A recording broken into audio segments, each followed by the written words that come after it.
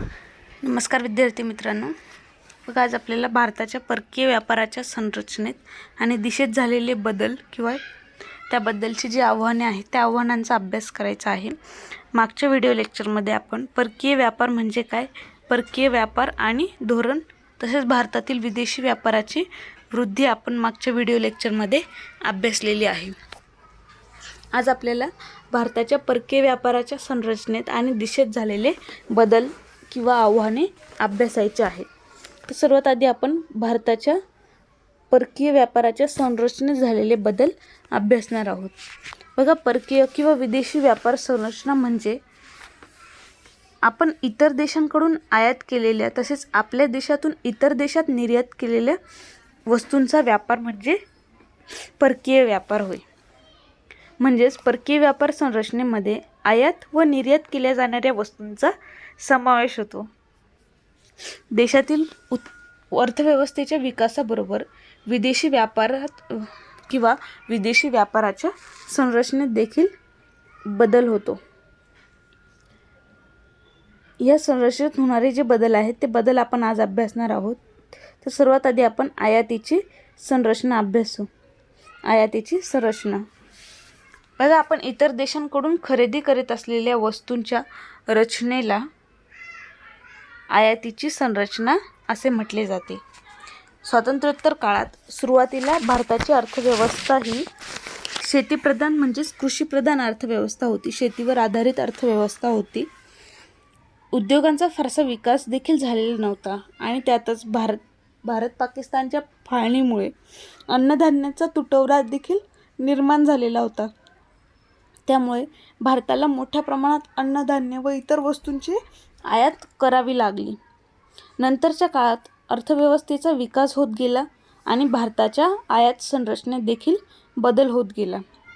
आर्थिक विकासासाठी नवीन उद्योग, शेतीचे आधुनिकीकरण आणि उद्योगधंद्यांची उभारणी आवश्यक होती आणि यासाठी यंत्रसामग्री, वाहतुकीची साधने, कच्चा माल, रसायने, खते, पेट्रोलियम उत्पादने इत्यादी भांडवली वस्तू या आयात कराव्या लागल्या। त्यामुळे भारताच्या आयातीची संरचना ही स्वातंत्र्यानंतर बदलत गेलेली आहे। तर सर्वात आधी आपण भारताची आयातीची जी बदलती संरचना आहे ती संरचना आपण काही मुद्द्यांच्या सहाय्याने अभ्यासू। तर भारताच्या आयातीची रचना कशी बदलत गेली, तर भारत हा सर्वाधिक आयात पेट्रोलियम, ऑइल, ल्युब्रिकेंट यांची आयात करत असतो।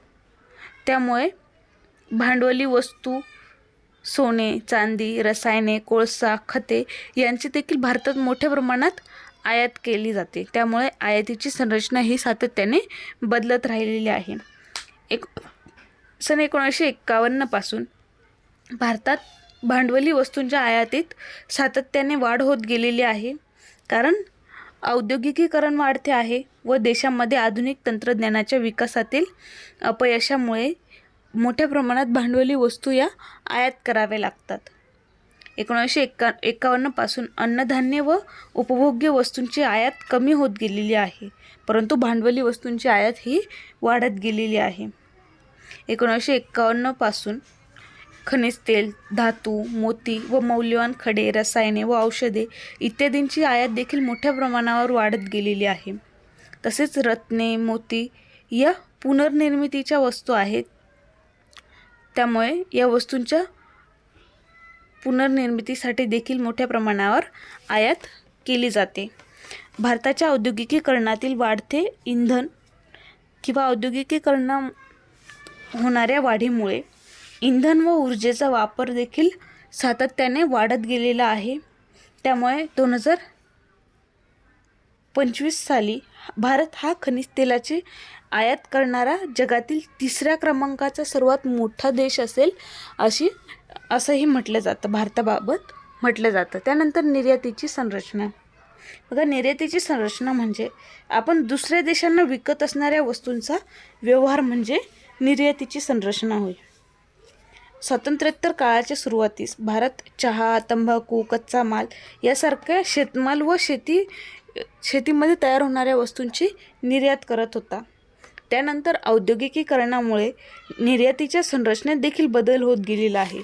यामध्ये यंत्रसामग्री आणि वाहतुकीची साधने, रसायने यासारख्या पूरक उत्पादनांची तसेच कलाकुसरीच्या गोष्टी, मासे, सागरी उत्पादने इत्यादी वस्तूंच्या निर्यातीत देखील वाढ होत गेलेली आहे. त्यानंतर निर्यात संरचनेतील बदल. बघा, भारत हा सर्वाधिक निर्यात उत्पादित वस्तूंची तर त्याखालोखाल तो कृषी व कृषी संलग्न वस्तूंची निर्यात करतो.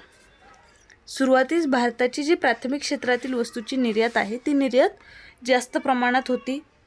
त्यानंतर वस्तू गटानुसार भारत हा हस्तकला वस्तूंची सर्वात जास्त निर्यात करतो. या वस्तूंपैकी सर्वाधिक निर्यात ही अभियांत्रिकी वस्तूंची केली जाते आणि त्याखालोखाल रत्ने व आभूषणे म्हणजेच दागिने यांची निर्यात केली जाते. म्हणजे सर्वात जास्त वस्तू हस्तकला वस्तूंची निर्यात केली जाते, त्यानंतर अभियांत्रिकी वस्तूंची निर्यात केली जाते आणि त्याखालोखाल रत्नांची म्हणजेच आभूषणांची, दागिन्यांची निर्यात भारतातून केली जाते.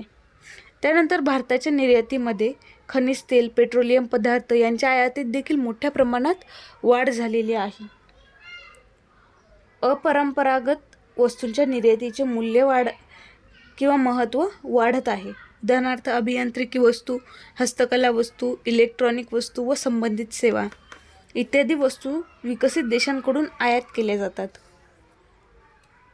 नवीन कृषी धोरणामुळे कृषीजन्य वस्तूंच्या निर्यातीला देखील मोठ्या प्रमाणात चालना प्राप्त झालेली आहे. तसेच भारताची निर्यात दागिन्यांबाबत अमेरिका व हाँगकाँग या देशांना दागिन्यांची निर्यात केली जाते. दूरसंचार क्षेत्रातील निर्यातीला चालना देण्यासाठी खाजगी क्षेत्राच्या सहाय्याने एक्सपोर्ट प्रमोशन काउन्सिलची देखील भारतामध्ये स्थापना करण्यात आलेली आहे. या पद्धतीने भारताच्या परकीय व्यापाराच्या संरचनेत 1951 पासून मोठ्या प्रमाणात बदल होत गेलेला आहे असे आपल्याला यावरून दिसून येते.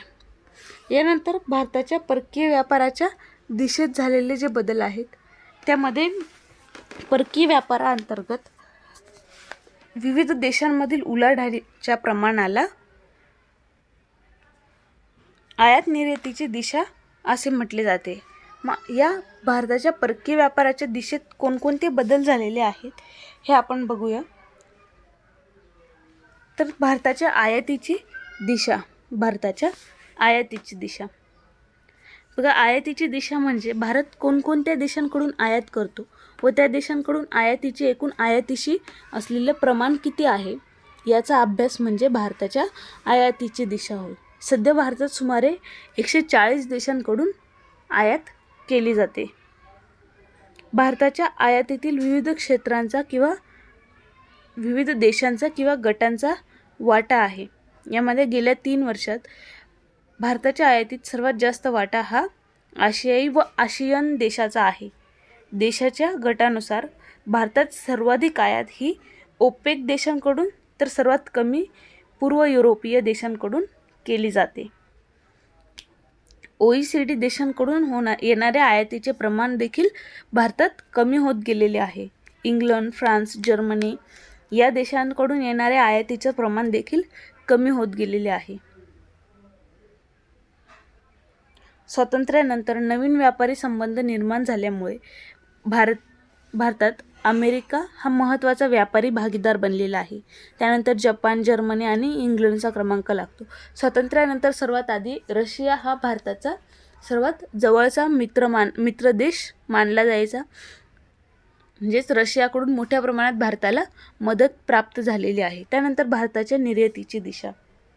निर्यातीची दिशा म्हणजे काय की भारत कोणकोणत्या देशांना निर्यात करतो व त्या देशांना होणाऱ्या निर्यातीचे एकूण निर्यातीचे प्रमाण किती आहे याचा अभ्यास म्हणजे भारताच्या निर्यातीची दिशा. तर बघा, भारताच्या निर्यातीमध्ये देखील विविध देशांचा वाटा राहिलेला आहे. ओपेक देशांना होणाऱ्या निर्यातीचे प्रमाण हे 1960-61 ते 1980-81च्या दरम्यान मोठ्या प्रमाणात वाढलेले आहे. 1980-81 मध्ये ते 1990-91 या दरम्यान ते कमी झालेले आहे. ओपेक देशांना होणारी निर्यात 1980-81 ते 90-91 या दरम्यान ते कमी झालेले आहे. त्यानंतर 1990-91 नंतर हे निर्यातीचे प्रमाण पुन्हा वाढलेले आहे. त्यानंतर देशाच्या गटविभागणीनुसार भारत हा आशियन देशांना सर्वात कमी निर्यात करतो. पूर्व युरोपीय देशांना होणाऱ्या निर्यातीचे प्रमाण 1960-61 ते 1980-81 दरम्यान वाढत गेलेले होते. त्यानंतर कमी होऊन पुन्हा 2012-13 व 13-14 मध्ये हे प्रमाण वाढलेले दिसते. त्यानंतर OECD या देशांना होणाऱ्या निर्यातीचे प्रमाण सतत कमी होत गेलेले आहे. नंतर 2012-13 व 13-14 मध्ये हे प्रमाण अगदी थोडेसे काहीतरी वाढलेले दिसते. अमेरिका, इंग्लंड, जर्मनी व जपान या 4 देशांचा भारताच्या निर्यातीतील हिस्सा जवळपास 37% इतका राहिलेला आहे. त्यानंतर 2015 ते 2020 भारतीय परकीय व्यापार धोरण. बघा, भारत सरकारचे वाणिज्य मंत्रालय प्रत्येक 5 वर्षासाठी एकात्मिक परकीय व्यापारी धोरण आखते. यालाच आयात निर्यात धोरण असे देखील म्हटले जाते. नवीन योजना साधारणपणे प्रत्येक आर्थिक वर्षाच्या पहिल्या दिवशी म्हणजेच 1 एप्रिल या रोजी अस्तित्वात आणल्या जातात. त्यानुसार 2020 पर्यंत भारत एक जगातील प्रमुख व्यापारी भागीदारी देश म्हणून उदयास यावा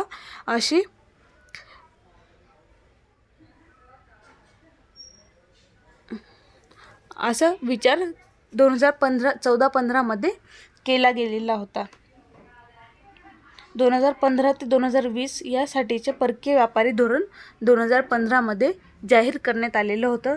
त्यानुसार भारताचा परकीय व्यापार हा मोठ्या प्रमाणात वाढवण्याचे धोरण आखण्यात आलेले होते. त्यापैकी बऱ्याचशा प्रमाणात आपण बघितलं तर बऱ्याचशा प्रमाणात वाढ देखील परकीय व्यापारात झालेली आहे. परंतु सध्याच्या कोविडच्या परिस्थितीमुळे या परकीय व्यापारावर देखील मोठ्या प्रमाणात परिणाम झालेला आहे. लॉकडाऊनचा परिणाम झालेला आहे. त्यामुळे भारताचे आयात निर्यात देखील कमी झालेली आहे. आयात निर्यातीत परकीय व्यापाराच्या दिशेत मोठ्या प्रमाणात कोविडच्या परिस्थितीमुळे बऱ्याच प्रमाणात बदल झालेला देखील आपल्याला दिसून येतं. त्यानंतर 2015 ते 2020च्या भारताचे परकीय व्यापाराच्या धोरणाच्या काही तरतुदी आखण्यात आलेल्या होत्या. या धोरणामध्ये 2 योजनांचा समावेश करण्यात आलेला होता. त्यातील एक म्हणजे विशिष्ट वस्तू विशिष्ट बाजारपेठांमध्ये निर्यात करण्यासाठी मर्कलाइज एक्सपोर्ट फ्रॉम इंडिया स्कीम म्हणजे MEIS म्हणजेच, आणि दुसरी म्हणजे अधिसूचित सेवांची निर्यात वाढवण्यासाठी services exports from India scheme. या 2 स्कीम बनवण्यात आलेल्या होत्या आणि या योजनांद्वारे परकीय व्यापाराच्या तरतुदी ठरवण्यात आलेल्या होत्या.